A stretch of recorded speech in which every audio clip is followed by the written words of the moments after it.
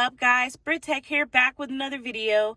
And today I'm going to be showing you guys how to take a screenshot on your iPhone 12 Pro. So pretty much it's very similar to the 11.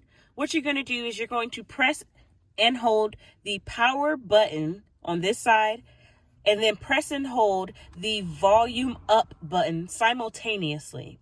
So let's go ahead and press both of these at the same time. And as you can see, that is how you take a screenshot. So, hope you guys enjoyed this video. Don't forget to like, comment, and subscribe, and I'll see you in the next video. Listen.